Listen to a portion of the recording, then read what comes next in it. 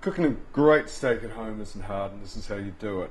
What I've got here, and this applies to all cuts of steak, what I've got here is a very nice piece of New Zealand grass-fed sirloin.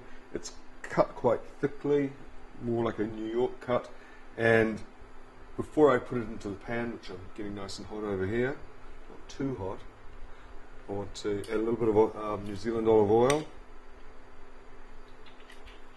And I'll just slosh that around in there.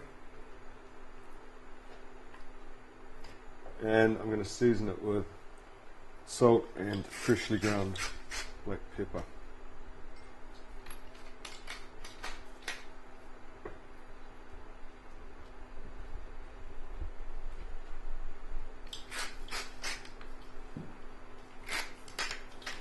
And we're all set to go.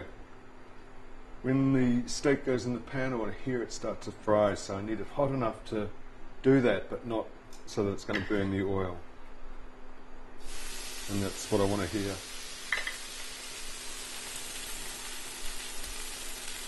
There is a myth going around that you seal it on both sides to seal in the moisture. It's a lot of rubbish. You can't seal moisture inside meat with high heat. What you're doing is you're getting those flavors that humans really like, the browning flavors, and that's going to make it look good and it's going to make it taste good. So that's why you put it over high heat and get it sort of nice and brown before you start cooking it.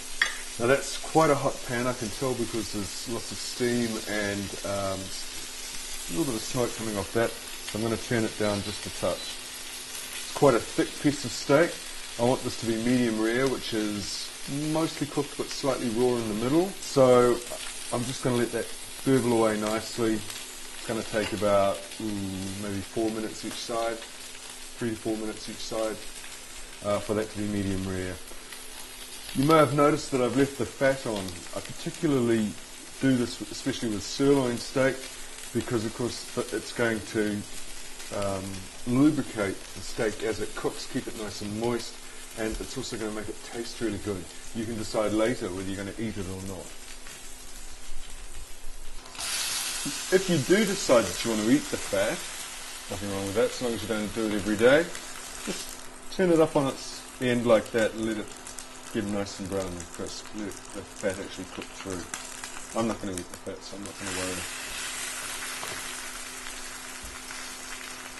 Turning the steak basically just slows down the cooking. It's not really going to affect the inside.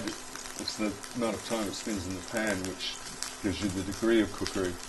I'm quite a curious cook, so I tend to turn it over because I like to see what's going on. Perhaps the easiest way to tell how cooked the steak is to gently just prod it. Don't squeeze it, and don't be one of those people that loves to poke and squeeze their steak, because you're basically squeezing moisture out of it. Don't do that. But if you want to find out if it's cooked, you just give it a little